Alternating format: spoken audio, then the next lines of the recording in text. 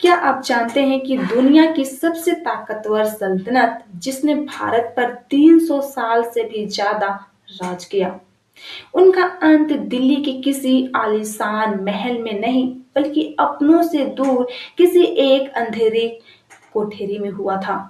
एक ऐसा बादशाह जिसके पास कहने को तो शहंशाह ए हिंद का खिताब था, लेकिन नसीब में अपनी सरजमी का 2 गज जमीन भी नहीं थी। आज कहानी उस बदनसीब शायर और आखिरी मुगल बादशाह की है जिसके साथ एक पूरा दौर हमेशा के लिए दफन हो गया। नमस्कार दोस्तों, मैं हूं श्वेता और आज हम बात करेंगे मुगलिया सल्तनत के ताबूत की आखिरी की, यानी बहादुर शाह जफर की। वो बादशाह जिसे तकदीर ने जंग की तलवार नहीं बल्कि दर्द भरी शायरी की कलम थमाई थी। बहादुर शाह जफर का असली नाम था अबू जफर सिराजुद्दीन मोहब्बत बहादुर शाह था। जब वे 1837 में गद्दी पर बैठे, तब तक मुगलों की ताकत सिर्फ दिल्ली के लाल किले तक सिमट कर रह गई थी। अंग्रेज पूरे भारत में कब्जा कर चुके थे और बादशाह सिर्फ नाम के राजा थे जिन्हें अंग्रेजों से पेंशन मिलती थी। जफर को जंग या साम्राज्य विस्तार से ज्यादा शायरी, सूफीवाद और संगीत से लगाव था। उनके दरबार में मिर्जा काबिल और इब्राहिम जोग जैसे महान शायर अपनी गजलें पढ़ते थे। वो एक ऐसे इंसान थे जो हिंदुओं और मुसलमानों को एक ही धागे से पिरोकर रखना चाहते थे, लेकिन इतिहास ने उनके लिए कुछ और ही दर्दनाक मंजर लिख रखा था। साल 1857 में जब भारतीय सिपाहियों ने अंग्रेजों के खिलाफ बगावत की चिंगारी छेड़ी, तो वे मेरठ से दिल्ली पहुंचे और 82 साल के बूढ़े जफर को अपना नेता घोषित कर दिया।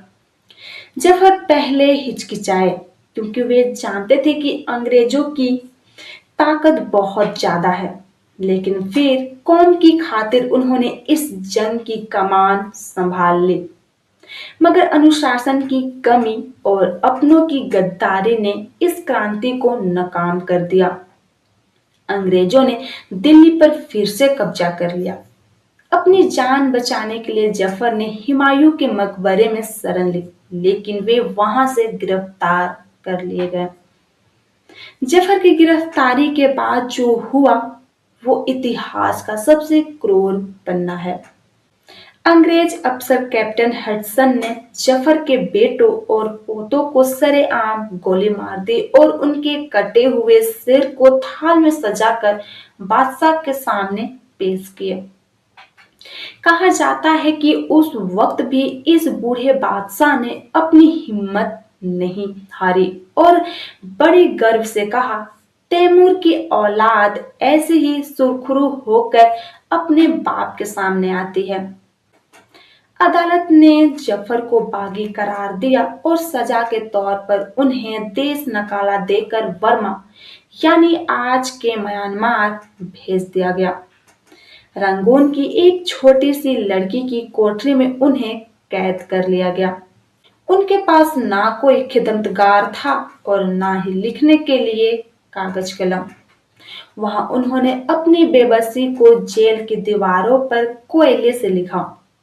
उसी तन्हाई में उन्होंने वो मशहूर शेर लिखा जो आज भी लोगों की आंखों में आंसू ला देता है। कितना है बदनसीब जफर, दफन के लिए 2 गज जमीन भी ना मिले। क्रू ए यार में 7 नवंबर 1882 को रंगून की उसी कोठरी में इस आखिरी मुगल बादशाह ने अपनी आखिरी सांस ली। अंग्रेजों ने उन्हें वहीं एक गुमनाम कब्र में दफना दिया ताकि हिंदुस्तान में उनकी याद में फिर कोई बगावत